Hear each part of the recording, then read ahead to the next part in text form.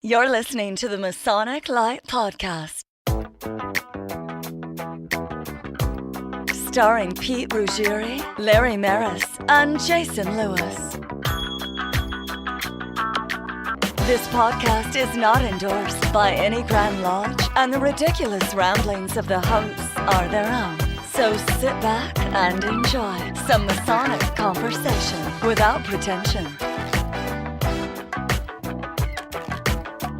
And now, here's your hosts, Pete, Larry, and Jason. And Jack. Hey, that's me.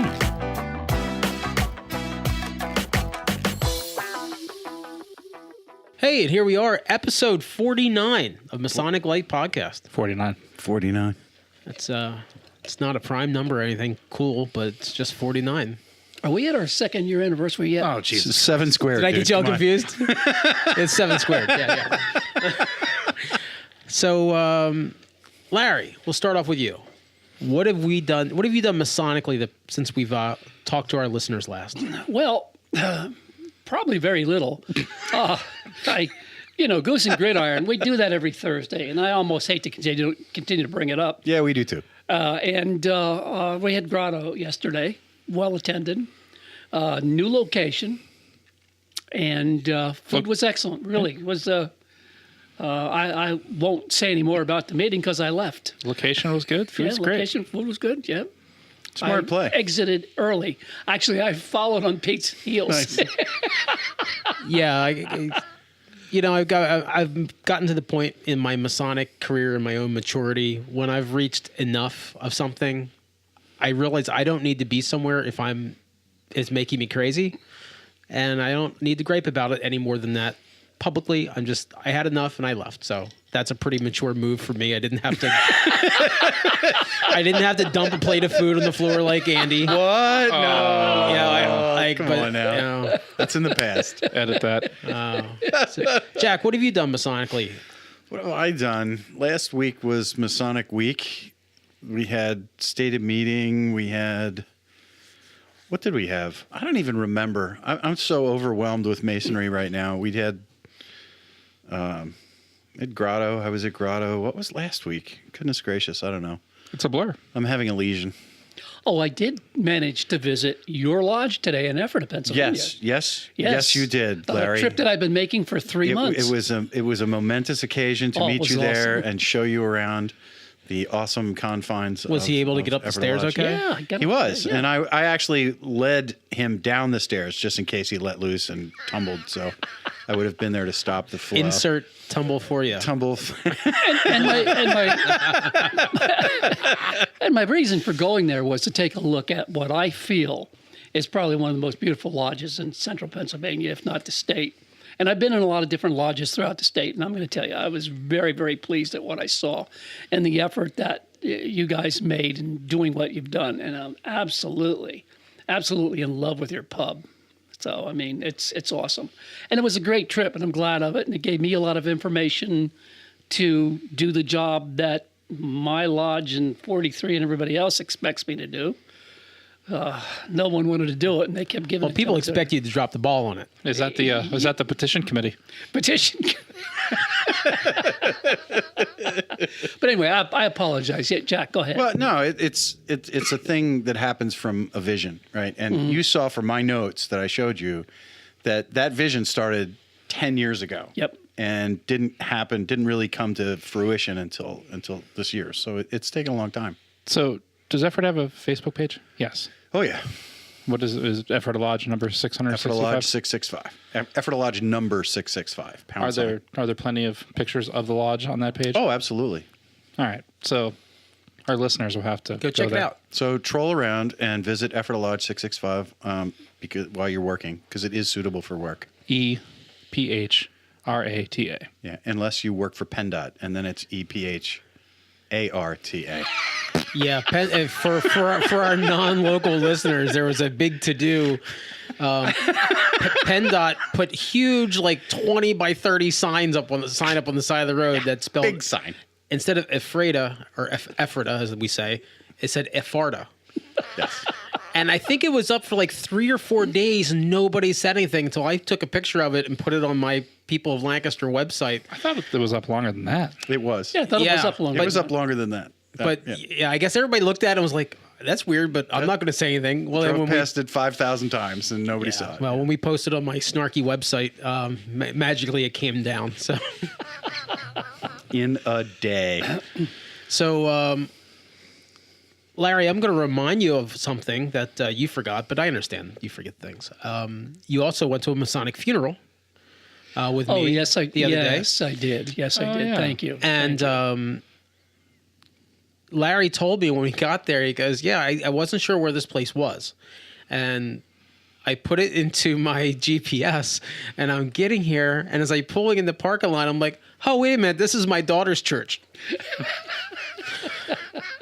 But it was really nice. It was the church is a Church of the Brethren, and if you're not from Central Pennsylvania, it's Brethren are typically very conservative Anabaptists, which is adult baptism, and I have never done a Masonic funeral in a Church of the Brethren before. I've done them in the parking lot. I've done them like in a side room. I missed it. Which Church of the Brethren was it? Lancaster Church of the Brethren, it's called. Okay. Sunset Avenue. A little more conservative than. Yeah, and so anyway, like Larry, because his daughter, that's his church, he pointed out the pastor, and we went up to him, and we said, I'd just like to thank you ahead of time. I mean, I'm not an officer of that lodge or anything, but I just thought it was really nice that he let us do that, because the other churches have not let us do things like that. So Some other churches. but yeah, that was. Then we went and had lunch.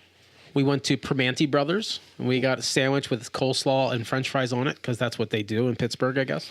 Yeah. Bish. Yeah, and that's it. That's it for me Masonically, I guess. Grotto. I was kind of laying low. French fries are not Masonic. Jason, what'd you have Red going skin on? potatoes are Masonic.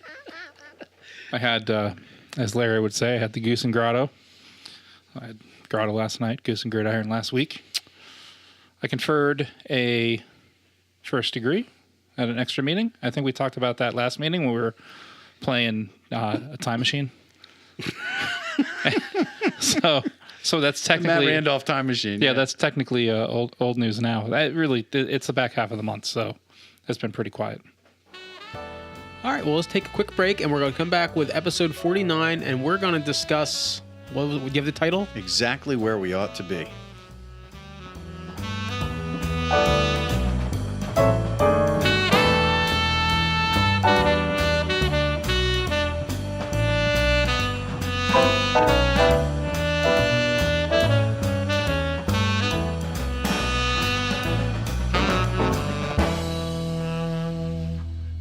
So, welcome back, everyone.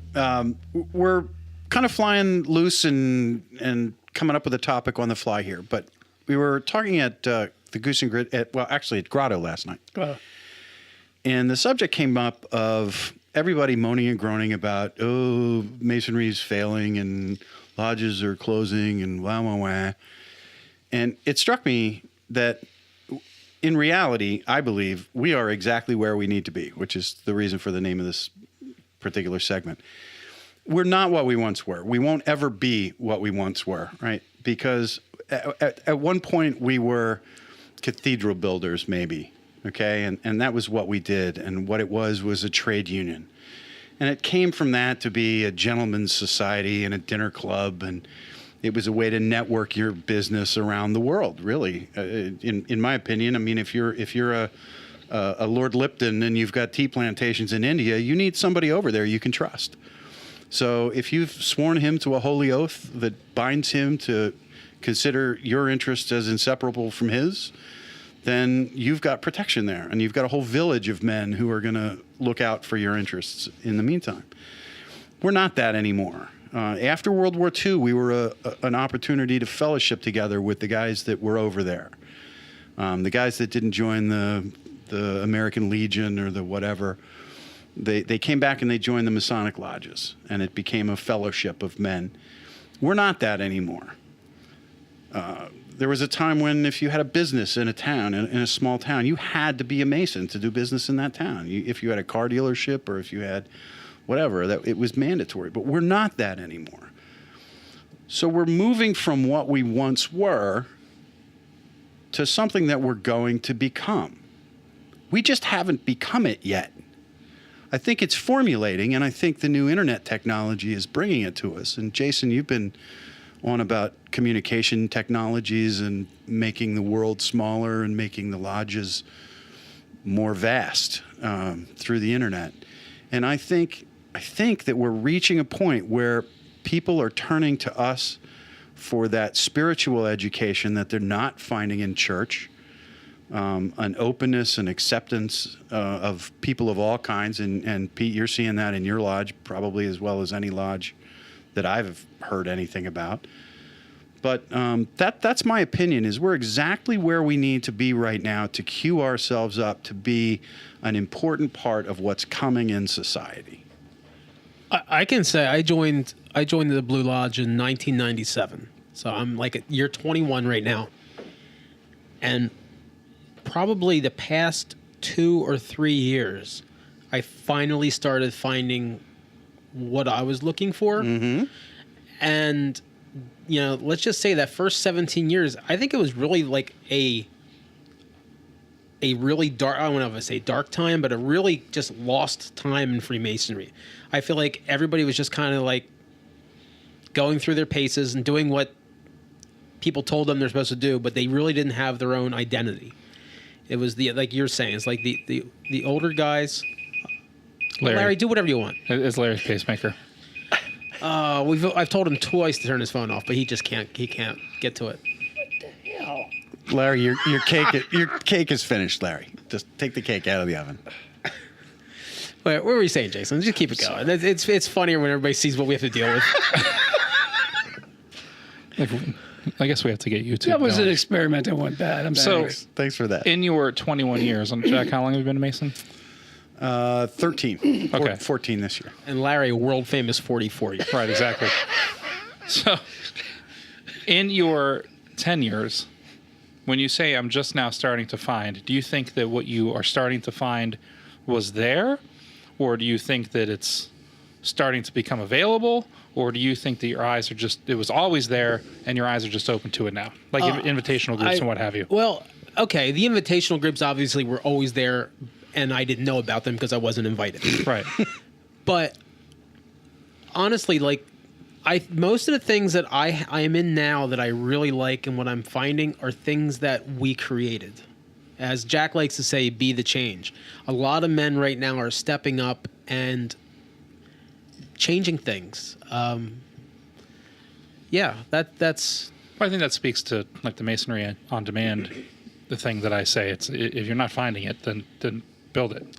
I mean, I'm in a few different invite-only bodies, whether on the extremely crazy fun side or the extremely serious side. And those groups just do what they've always done. And they keep it to themselves.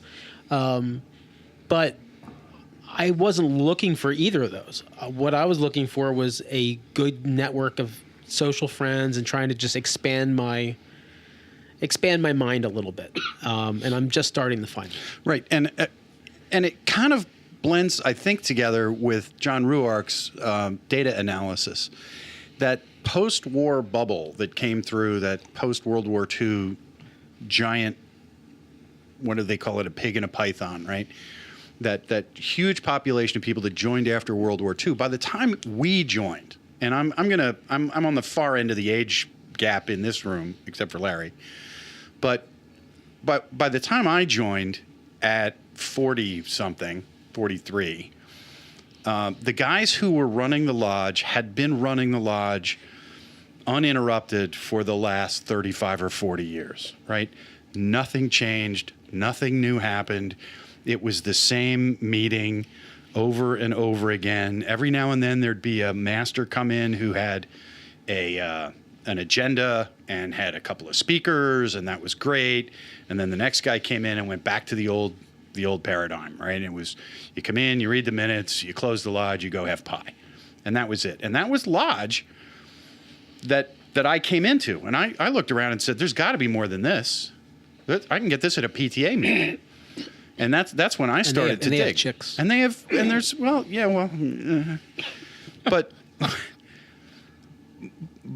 I wasn't finding what I was looking for. I'd have to guess that you weren't finding what you were looking for when you joined. I don't know. What Jason? What do you think? I didn't know What to look for? I didn't know what to expect. I mean, I think that I was really looking forward to some weird stuff, and I think that was a very immature, non-Masonic, point of view. I was like, show me the weird stuff, and it wasn't as. I mean, like the dry ice smoke and the yeah, but what tentacles on the floor. But but the ritual was cool. The ritual, and PA Masonry being so simple. I mean, there's definitely some beauty in it, but I think that I came in with the beginnings of. I mean, before I became a Mason, I was listening to the Masonic Roundtable. So I was listening to Whence Came You and all the other podcasts that everybody says that they were listening to. So I had expectations that when I came to Lodge, I was going to get that. But I found like-minded people pretty quickly. So, I mean, it wasn't long into, my Masonic career that we started doing this. But those guys that you found, the roundtable guys Right. and those guys, they're young guys. Yeah. They were only, I think Ruark was 4 years in the Lodge before he was in the East, and then on to do all this kind of stuff. I mean, it was they came in and they made stuff happen. They were the change, right? They started doing things that other people weren't doing, and I think in some grossly vague way, we are on the vanguard of that. I don't think we're the end of it. We're not the be all end all. We're not the destination, but I think we're on the leading edge, and I think the wave is building. When I first joined, the only place you could get any kind of instruction or deeper reading of anything was to go to the academy. Well, there wasn't even the academy. No, there wasn't an a thing. academy. That's right. It was the Lodge Research. Yeah. And that's even new. And oh my God, that was very dry, and I wasn't expecting it to be that dry. And how to bring it back, Jason, like you were saying, or no, Pete, how to bring it back to your lodge, right? Because there's all these people in my lodge that aren't thinking like this, and how can I create a network? My perspective on it is a little bit different than you, the three of you. I became a Mason in 1974. And when I became a Mason, after my first stated meeting, we had 100 people at our meeting. That was a norm. For degree work, 50 to 80 people would show up for degree work. I remember having to go through, down there in South Carolina, we were tested on our proficiency in an open lodge by the brothers. Mm-hmm. And I came in from my fellowcraft, going to get my master's degree to be tested in my proficiency as a fellowcraft. And there were about 75, 80 members in the lodge who could have asked me questions, or so the other candidates as well. That was a scary thing. Then as the years progressed, stated meetings, 20, 30 people. Degree work. What changed? It changed. What changed, though? Why? In that 30-year, 40-year period of time, it changed drastically. See, but it's evolutionary. It's societal evolution, and it's normal, and you can't stop it. You can either fight it and lose, or you can anticipate what the change is going to be and take advantage of it and position yourself to be a part of that change. And I think that's where Freemasonry is missing the boat. The whole quantity over quality thing that has clearly failed has failed for a reason, and that is that you're never going to be what you once were. You're never going to have those kind of numbers. The population won't support it. I mean, the population's there, but the need for it isn't there because what it provided doesn't exist anymore. I can Google 37 car dealerships within 8 miles of my house. I don't need to know that guy. Right. And you can also Google what you should be paying and know if you're not paying the right thing. 10, 20, 30 years ago, if you didn't have an insider to prevent you from getting screwed over. Who was going to give you a square deal? Right. Right? Exactly. Yeah. And that's what's changed. Yeah. And in 74, when I was raised, I was on the tail end of the of the World War II guys. A lot of the active members were veterans of World War II. If they were going to join, they already did. Right. But that began to decrease in membership through attrition, death, whatever. And consequently, the newer, younger guys that were in their 40s were starting to take over. But yet, I didn't see the decline back then, but as I progressed to Pennsylvania, I saw a very rapid decline and started reading about it, and I realized, oh my God, we got problems. Yeah, I mean, it's pure statistics. You get a room full of 5,000 85-year-old men, and come back in a year, you're not going to have that many men anymore. So I lived through, my experience was I've seen that decline happen when I'm on the very end of the growth of Freemasonry in the United States, and seeing it each 10 years decrease more and more. And that, historically, that was an eye-opening experience for me. And what the Grand Lodges, for the most part, and they saw something happening, they tried to stop it, right? What the Grand Lodges, for the most part, did was try to make it easier to join. One-day classes, you don't need to learn anything. You just come. We're getting billboards on the highway, advertisements on TV, get more people, get more petitions, get more guys in. For what? If you're still giving them the stuff that mattered 50 years ago, they're not going to find what they're looking for, because what they're looking for is what they're looking for right now. Well, I liken it to a restaurant, and I've been in the restaurant industry off and on, since I've been a kid. And you'll see a restaurant that's failing, and they'll try to do, especially like a bar, and they'll try to do whatever they can to try and get more money coming in the door. And I'll watch places, they'll lower their prices. They'll lower their prices to try and get more people to come in the door. Mm-hmm. And they end up working harder for less, and they attract a less, in the Masonic, I'd say a less serious group of people. If you really have to work to get in here, you're probably going to stay after you get in. If it was not that complicated to get in, and you go to a meeting or two and don't find what you want, okay, I just won't go back. Got to have some skin in the game. Yeah, exactly. Why don't we take a quick break? Okay.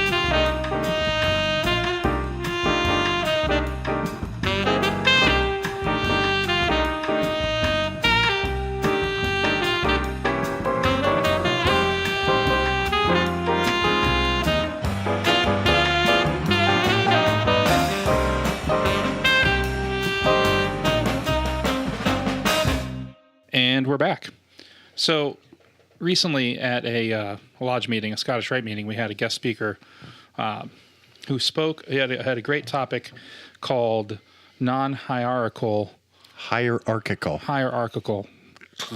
I can't say that word. Non-hierarchical Freemasonry. And the gist of the talk tied into what we're talking about today. His takeaway was, in the world of what I call Masonry on demand, he didn't take that from me, that if guys aren't finding what they want, they're going elsewhere to get it. And in the digital age, things like invitational bodies are getting way more exposure early on than they would have 10, 15 years ago. His point was, if you served back in the day, if you put the time in to be a master, and then you put the time in to be maybe a high priest and chapter, that maybe got a tap on the shoulder that was, hey, there's this thing called AMD. And now that we have the internet, guys are just walking up and saying, hey, how do I get an AMD? Right. And he's saying, for the first time in Masonry, they're having to say no, which typically wasn't something they had to do before because guys weren't knocking on the door.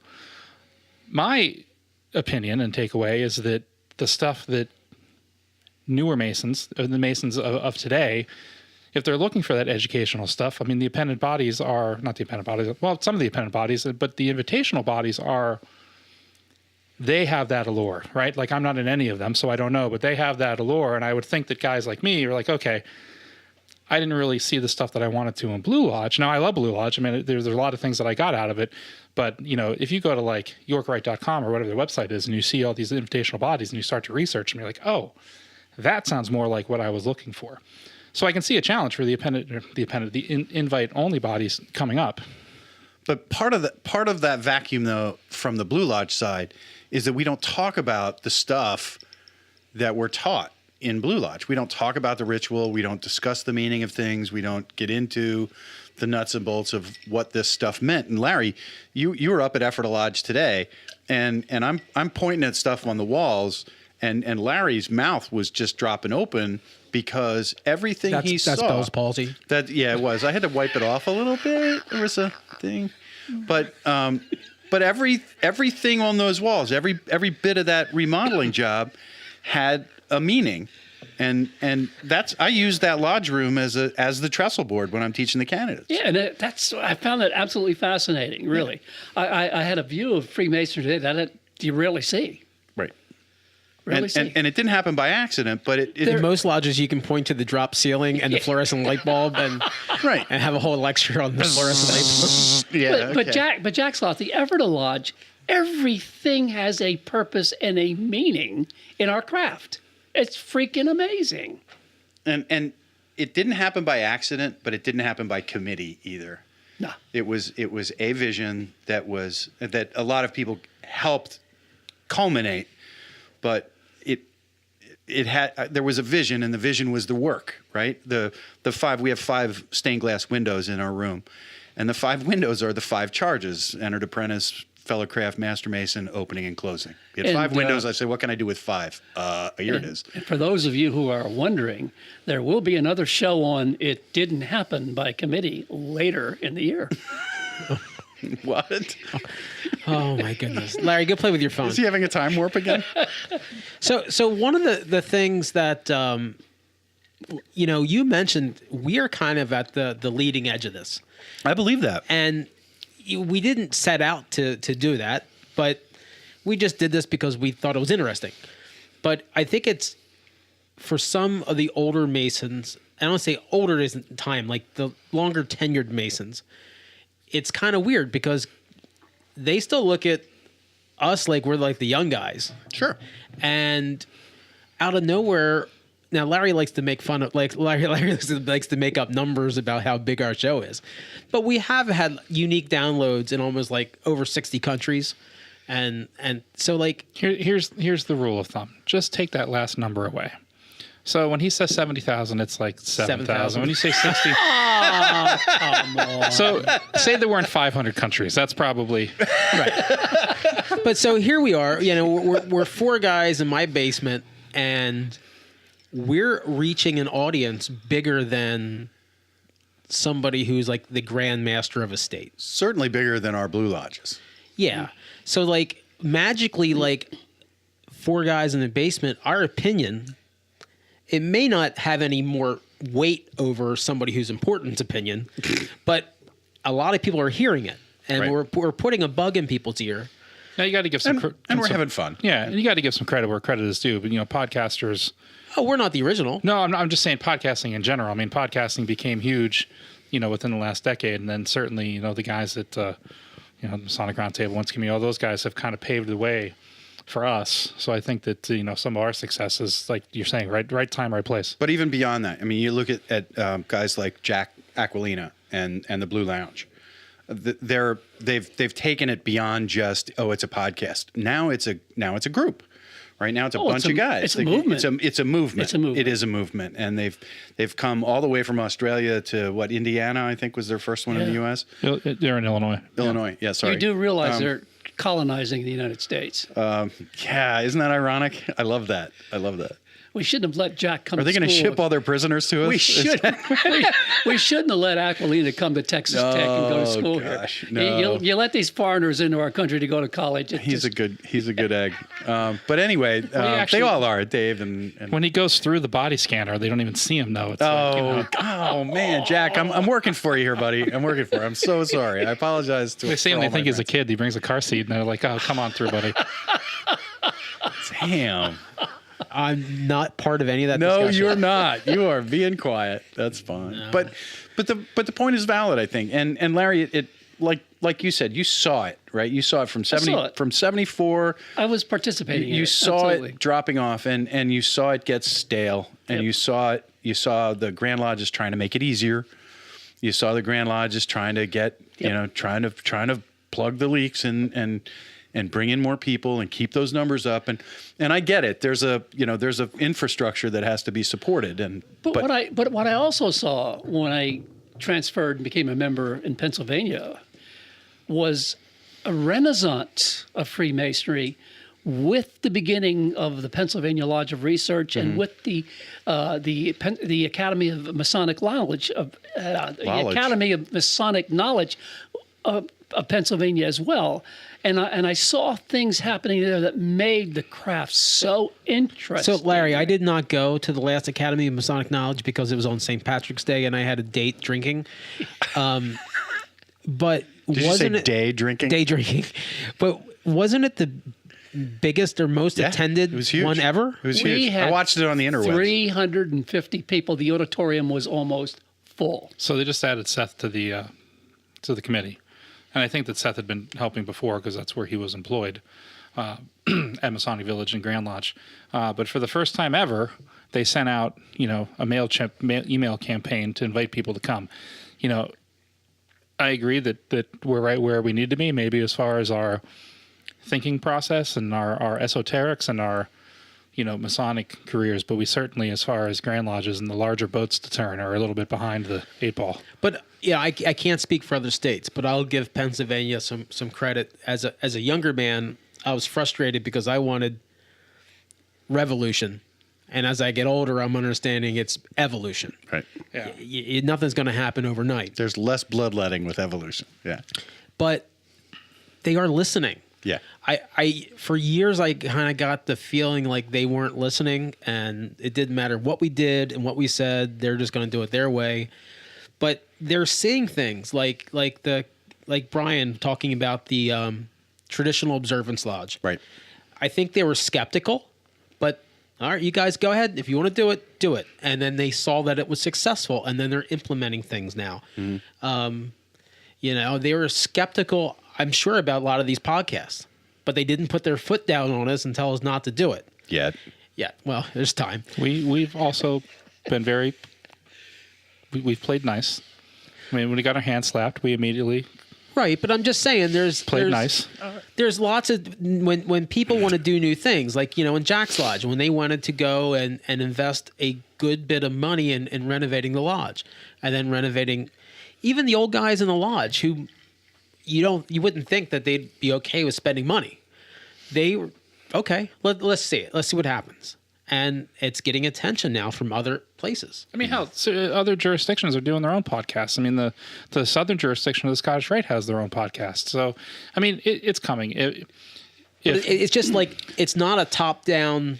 The change isn't going to come from the top. The change is going to come from the sides, and the top's going to adopt some things. Right. It's actually coming up from the bottom, and the top is seeing it, so they're bringing it from the top down. So we're all going to meet in the middle somewhere. It's a big mess. Right. With the technology today, they get to see that. Right. Whereas we're not just some outpost like F Troop out in the frontier land. F Troop. That's who we are. I'm just happy we're with not. Agar. Sorry. I'm just happy we're not seen as a threat to Grand Lodge. I mean, I think that the reward from all these podcasts and what have you is larger than the risk. I've had the two latest guys to join my lodge both said, I've been listening to your podcast. Oh, I had somebody run into my office at the Scottish Rite. He's like, wait, are you the Jason from the podcast? And I said, nope. The guy that joined Grotto last night. The guy that joined Grotto last night joined after listening to our podcast. Yeah. And now I'm really sorry because he had a really horrible meeting last night. So here's me as a past monarch, sir. Please come back. Yeah, he will. That was a bad meeting. It was a bad meeting. We'll take a mulligan on that meeting. And I do know that the current monarch does listen to the show. I hope so. No. One word, agenda. Yeah. One word, break. All right, let's take a break. That's all it takes.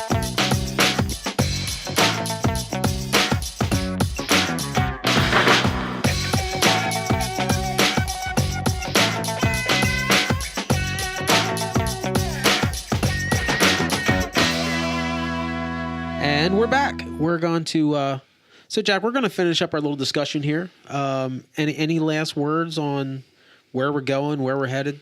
Yeah, just a total blanket public apology if I sound preachy about this, but I'm all I hear about from Grand Lodges is how it's closing. We're running out of members, we're running out of money, we're closing buildings, and that's okay. This is a necessary right sizing of the fraternity after what we experienced after the World War II boom. It was inevitable all along. Nobody planned for it until it was too late, and then they panicked and tried to fill it with unqualified people. And I think that we're on the right road. I think that the grassroots are doing a lot right. I think the Grand Lodges are seeing it, and they're starting to do a lot right. So I have no fear of this. And John Ruark, who says we're all going to be unemployed in 2020, John, we all love you, but I think you're wrong about this, because I think we're getting to a place where we should have been all along, and we just missed it. Well, John's doing it by the numbers, though. The math shows. Right. But he's going straight line projection, and it's not. There's an asymptote that it's going to flatten out and go on out into infinity. Can you say that word again? Asymptote. He said with a asymptote. Y. John knows exactly what that means. Asymptotic. No, I agree with you. He makes up words like I make up numbers. Yeah, and look, I understand the challenge when Grand Lodges own big buildings and have salaries, and there's a certain amount, but it'll level off. And I think we can already see Freemasonry is better today than it was 5 years ago, in my opinion. And I think that, we need to give credit where credit is due. Like I said, our current leadership in at least Pennsylvania, I think, sees what we're talking about, the writing on the wall. But another guy, that...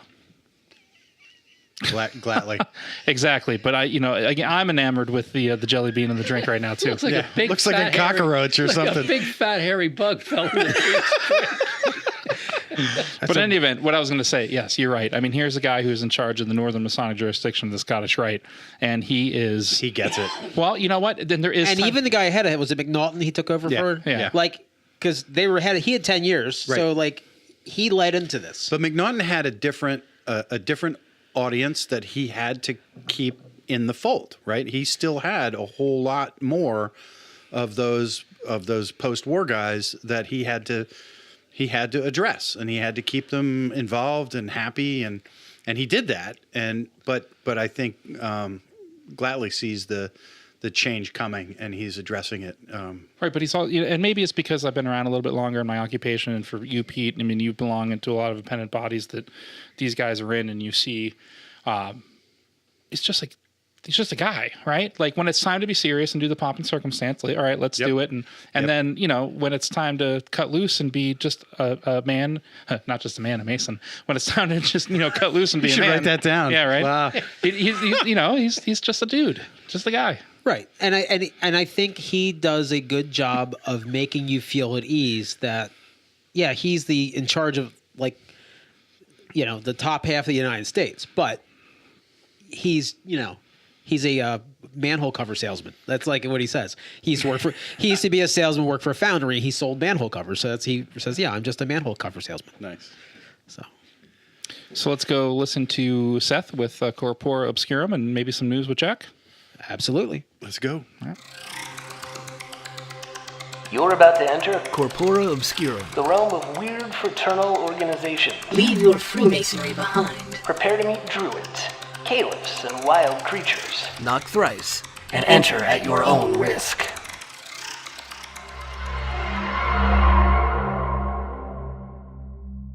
I'm not a crook, but I am a past president of today's group.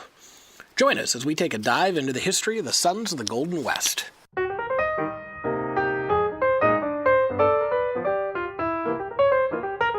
The Native Sons of the Golden West is a fraternal service organization founded on July 11, 1875, and limited to native-born Californians.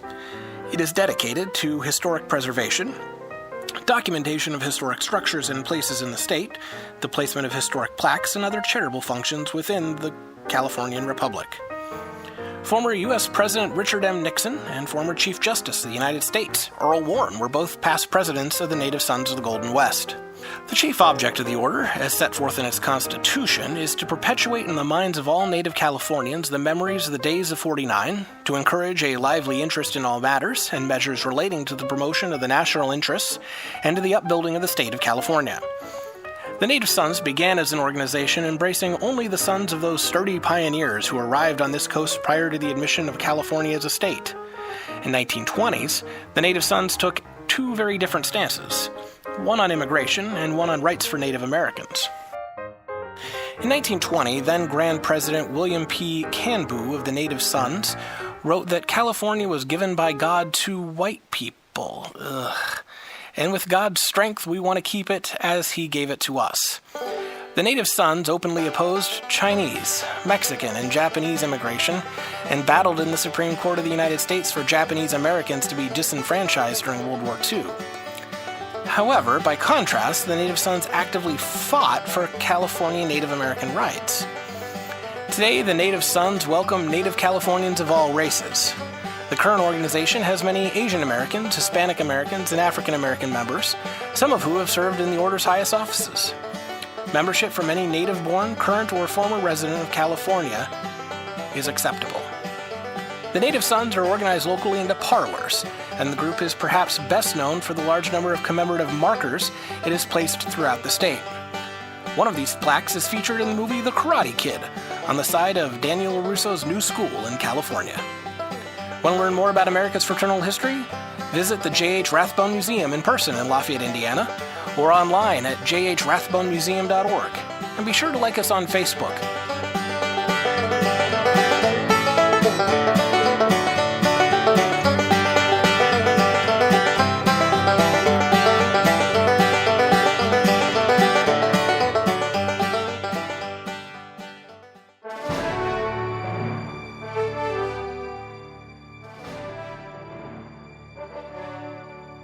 In Masonic news today, in France this week, police officer Lieutenant Colonel Arnaud Beltrame offered himself as a hostage exchange during a terrorist attack in a grocery store in southern France.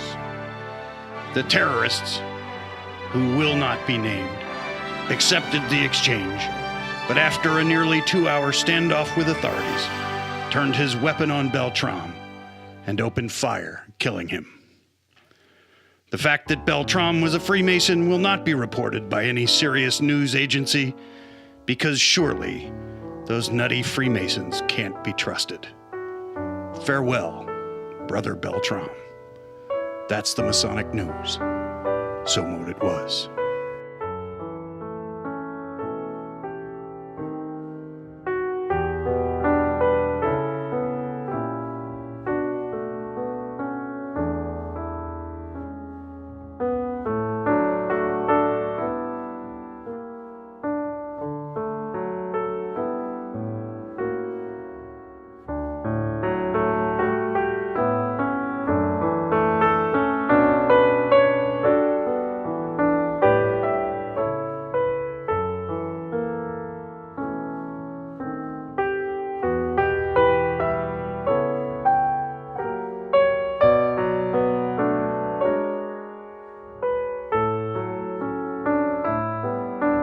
How are we supposed to follow that up? Oh no, it's sad. I just, Somber music. there we go. Insert sad music. Yes, insert that music. Yeah. Sorry, you don't have to use it. No, No, it's please. fine. No, That's fine. good. It's excellent. No. Okay, All right, let's take a break.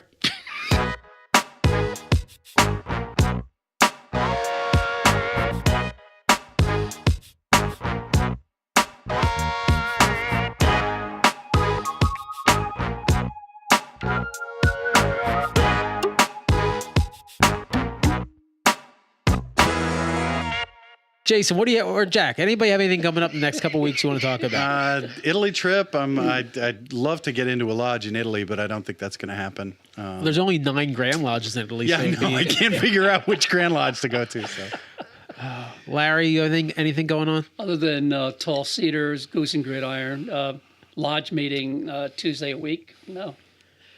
Yeah, Tall Cedars tomorrow night. Junior. who's doing the centerpieces for your? So Tall yeah, Cedar so meeting? tomorrow night is junior senior night. And so we have the junior deputy grand tall seater and the senior deputy grand tall seater get to run the meeting. And I'm senior deputy, and my junior deputy is Ed McGrath. So we are having Jack, Mrs. Harley, intermezzo fine chocolates. Intermezzo by Stephanie. It's freaking awesome. So we could talk about it. It won't be a surprise because the way this will be out in 2 weeks. But Jack cut these awesome like wooden discs out of a tree. Is that what you call it? It's a tree. It's a slice of a tree trunk. Of a tree trunk, and then he's gonna have. I have no credit in this whatsoever. Mrs. Harley is going to have chocolate trees and bags of her like amazing chocolate on every table, and then we're going to have some for gifts. Yep. And then Wait, you're eating the trees? I'm confused. Yes, that's correct. I was looking at my phone. Sorry. And then Not the slab. I want the slab back. And staying with the Stephanie mode, the entertainment for the evening is my wife's vocal ensemble, because I know I got to. I got to keep the wife happy. So they're going to sing 6 songs. And that's about it. This is going to be one of the first Tall Sears events I've gone to that I'm really looking forward to. It's going to be I'm bringing my wife in. You're really a recruitment poster there, Larry. Seriously, there's a lot. It's like our topic tonight.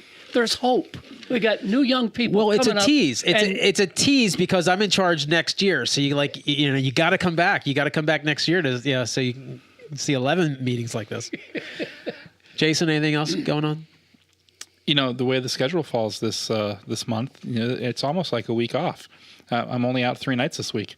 I was going to stay home tomorrow, and then I was feeling guilty about junior senior night. So instead, I accepted an invitation to a banquet in Harrisburg. So tomorrow night, or whatever day it was in the past. Well, why would you want to support your friend and co-host in his activity? Yeah, exactly.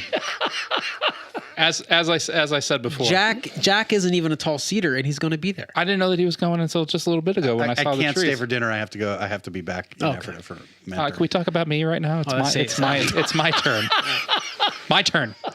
You're so needy. I am. I'm one of them millennials. No, I'm one of those zennials. I'm on the cusp. I'm in that 3-year cusp of zennial and millennial. You just made that up. No, zennial. No, Gen X and millennial. You realize you're digressing. I know. Sorry. So Robert Burns Lodge in Harrisburg. I'll be at their annual banquet tomorrow. They invite a handful of guys from the Scottish Rite, so I'm going to do that. And then it's Easter, so it's going to be pretty quiet. I'm going to be editing a podcast on Sunday, which was yesterday. Oh, Tall when you hear this, we have the Easter breakfast on Saturday too. Yeah, we do. And movable feast. Wait, what? Yeah. We're doing our Easter breakfast this year at the movable feast instead of night and day diner. Oh, do you have to RSVP for that? You do, but you can let me know. Do you have to RSVP for that? No, I didn't think so. No, you just show up. Casual family, casual right? family. Yeah, but you can come. It's open to exactly. everybody. Yeah. My 8:30 in the morning. My parents will be in town. Maybe I'll bring them. Bring them. We'll get them to join. Casual dress. Yeah. All right. That was you have to wear your best dress. That was 2 days ago. I hear it was awesome. Larry, take us out of here. We're done. Cue the chickens. Wait, are you going to talk to Jack? We did. I got nothing. Did you? Jack, do you have anything? I was on my phone. Hey! Sorry, microphone malfunction. Juggling microphone. It's always Larry. Banjo music, please. All right, banjo music. Said that. Our special thanks again to our wonderful, phenomenal producer, Jason. What's your last name, Lewis? Jason Lewis. Oh my gosh. Jason Lewis for taking an otherwise, again, I keep stressing, if you'd ever see what we do here and what the final show turns out to be, you would be amazed.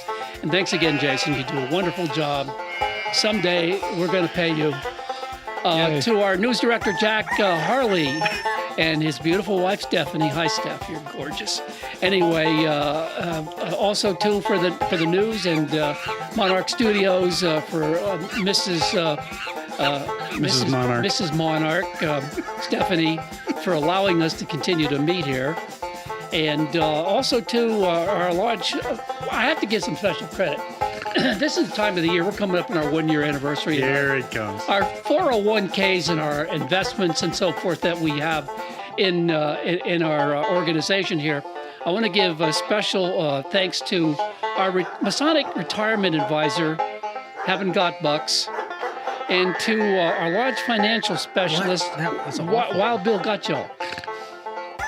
That was bad too. That was bad too. All right, our MLP fashion advisor, which we all need to have. You kidding me? and our Masonic dietitian and Masonic Light podcast advisor. Oh, this is gonna be good. Cindy, I give up. These make no sense anymore. And director of snacks having and a drinks. stroke. They're supposed to sound like names. Director of snacks and drinks. I am Bone Fat. Peek up and drop off. I am bone fat. Oh, anyway, you're hard to please tonight, guys. You need to get Tough night. anyway. Tough night. Tough But, crowd. Hey, it's a tough crowd. Yeah, it's a tough crowd tonight. Do you know that Moses wandered in the desert for 40 years? And no one ever gave him a pin? Anyway, that's it for me.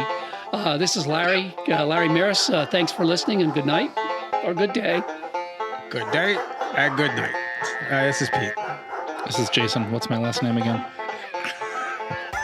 Larry? This is Jack. Hey, thanks for listening. Goodbye, everybody. Bye, everybody.